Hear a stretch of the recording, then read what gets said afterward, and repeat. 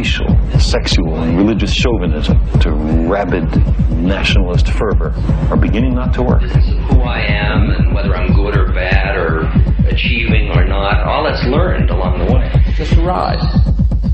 We can change it anytime we want. It's only a choice. No effort, no work, no job, no savings of money. I realized that I had the game wrong. That the game was to find out what I already was.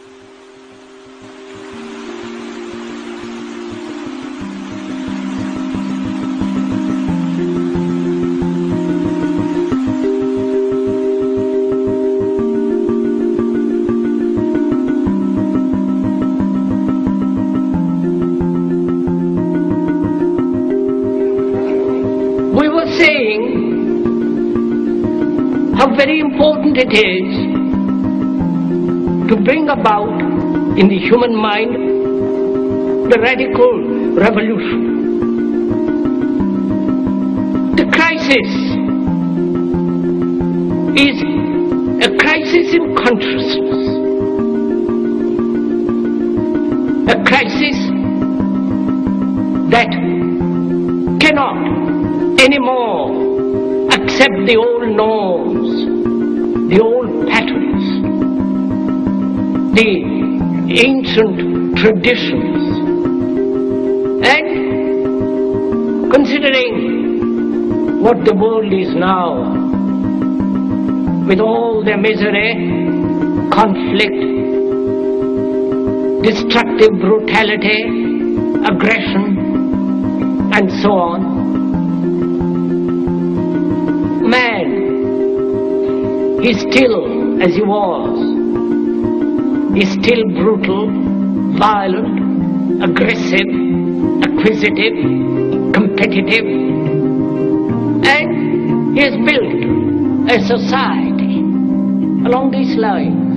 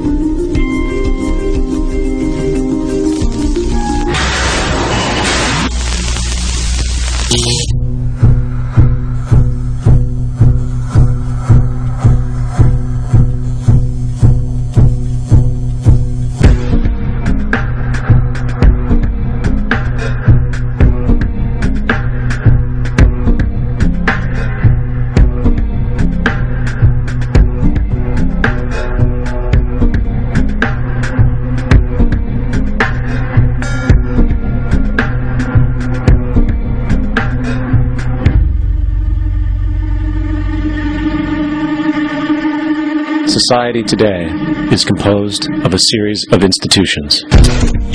From political institutions, legal institutions, religious institutions, to institutions of social class, familial values, and occupational specialization.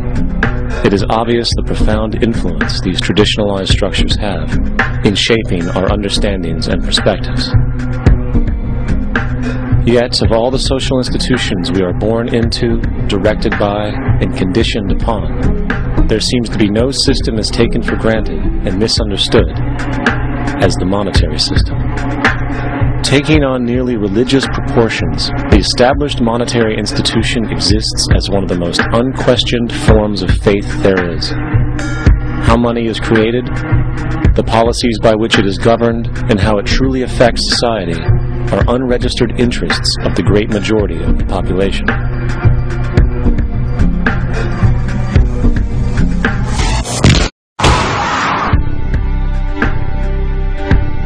In a world where 1% of the population owns 40% of the planet's wealth, in a world where 34,000 children die every single day from poverty and preventable diseases, and where 50% of the world's population lives on less than $2 a day, one thing is clear: something is very wrong. And whether we are aware of it or not, the lifeblood of all of our established institutions, and thus society itself, is money. Therefore, understanding this institution of monetary policy is critical to understanding why our lives are the way they are. Unfortunately, economics is often viewed with confusion and boredom. Endless streams of financial jargon, coupled with intimidating mathematics, quickly deters people from attempts at understanding it. However, the fact is, the complexity associated with the financial system is a mere mask, designed to conceal one of the most socially paralyzing structures humanity has ever endured.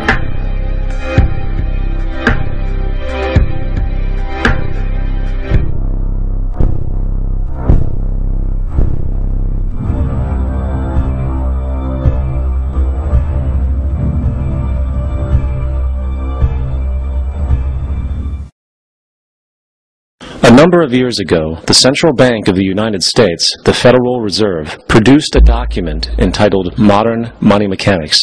This publication detailed the institutionalized practice of money creation as utilized by the Federal Reserve and the web of global commercial banks it supports. On the opening page, the document states its objective. The purpose of this booklet is to describe the basic process of money creation in a fractional reserve banking system. It then proceeds to describe this fractional reserve process through various banking terminology, a translation of which goes something like this. The United States government decides it needs some money, so it calls up the Federal Reserve and requests, say, $10 billion. The Fed replies, saying, sure, we'll buy $10 billion in government bonds from you. So the government takes some pieces of paper, paints some official-looking designs on them, and calls them treasury bonds. Then it puts a value on these bonds to the sum of $10 billion and sends them over to the Fed. In turn, the people at the Fed draw up a bunch of impressive pieces of paper themselves, only this time calling them Federal Reserve notes, also designating a value of $10 billion to the Fed. The Fed then takes these notes and trades them for the bonds.